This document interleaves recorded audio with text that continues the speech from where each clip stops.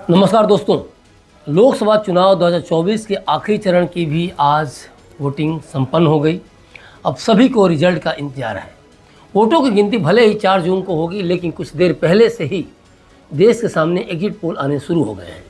हालांकि कई बार exit poll ने गलत रिजल्ट भी दिखाए हैं और जब चुनाव आयोग ने रिजल्ट की घोषणा की है तो एग्जिट पोल में दिखाए गए पार्टी की सरकार बनने से एकदम हटकर दूसरी सरकारों के बनने को लेकर आंकड़े सामने आए हैं। एग्जिट पोल से हटकर अगर हम देश में हो चुके विभिन्न सर्वे की बात करें तो ये सर्वे भी बता रहे हैं कि मोदी सरकार सत्ता में तीसरी बार आ रही है।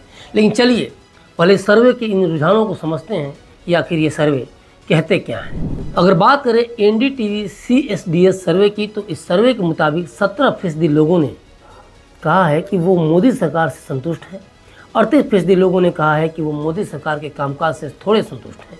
यानी साफ तौर पर यह कहा जा सकता है कि 17 + 38% यानी कुल 55% लोग मोदी सरकार से या तो पूरी तरह संतुष्ट हैं या कुछ हद तक संतुष्ट हैं। मतलब तीसरी बार भी मोदी सरकार को ये सर्वे सत्ता में दिखा रहा है। दूसरी बात, चुनावों से पहले किसानों के मुद्दे पर कई तरह की बातें होती रहीं कि किसानों के मुद्दे पर मोदी सरकार को हार का सामना करना पड़ सकता है। लेकिन इंडिया टुडे के मूड ऑफ द नेशन सर्वे के मुताबिक सर्वे में शामिल ऐसे 33.4% किसान जिनके पास अपनी ज़मीनें हैं, उनका कहना है कि 2014 में नरेंद्र मोदी के प्रधानमंत्री बनने के बाद से उनकी आर्थिक स्थिति में सुधार आया है। लगभग 30% किसानों का कहना है कि उनकी स्थिति में कोई खास बदलाव नहीं हुआ है, जबकि 32.5% किसानों का कहना है कि उनकी स्थिति और ख़राब हुई है। इस सर्वे में भी मोदी सरकार के लिए इस बार खुशखबरी दिख रही है। CSDS के सर्वे के अनुसार बीजेपी का वोट शेयर साल 2019 में करीब 37% से बढ़कर 2024 में 40% तक होने का अनुमान है।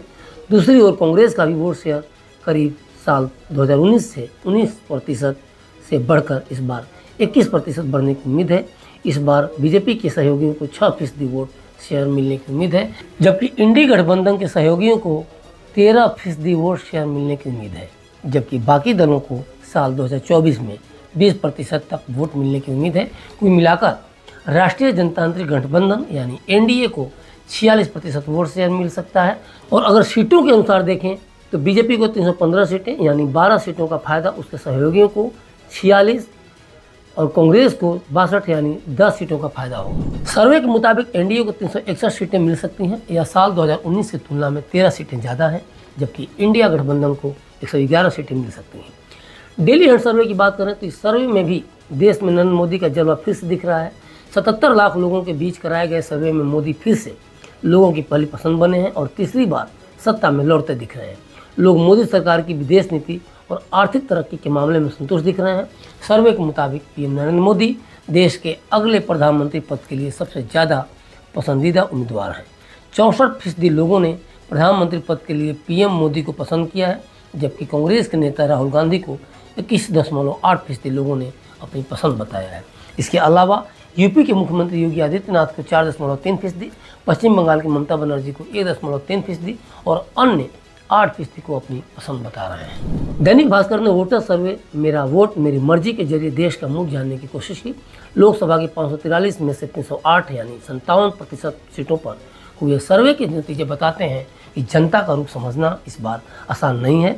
एक तरफ 48% लोगों के लिए सबसे बड़ा मुद्दा नरेंद्र मोदी को फिर PM बनाना है, वहीं दूसरी तरफ 37% लोग ऐसे भी हैं जो बढ़ती बेरोजगारी से परेशान हैं।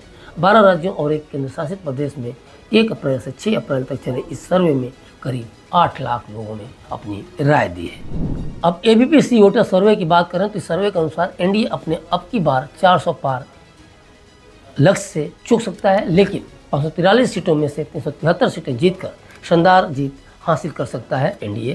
भाजपा अपने दम पर 323 सीटें जीत सकती है, जो पिछले लोकसभा चुनाव से 20 सीटों की बढ़ोतरी है और 272 के बहुमत के आंकड़े से आसानी से आगे निकल सकती है। इस बीच कांग्रेस को 2019 की 52 सीटों की तुलना में मामूली बढ़त हासिल करने का अनुमान है। पार्टी 2024 के लोकसभा चुनाव में अपने दम पर 65 सीटें जीत सकती है, जबकि पूर्ववर्ती UPA के उसके सहयोगी 59 निर्वाचन क्षेत्र जीत सकते हैं, जिससे UPA गठबंधन की कुल सीटों की संख्या 124 हो जाएगी। भारत के संयुक्त विपक्षी ब्लॉक, जिसमें विभिन्न राज्यों की कुल और पार्टियां भी शामिल हैं, वो कुल 155 सीटें जीतने का अनुमान है। तो तमाम सर्वे को देखने समझने के बाद यह रिजल्ट दिख रहा है कि बीजेपी अपने दम पर बहुमत में आ रही है और कांग्रेस 75 से 90 के बीच सिमट रही है।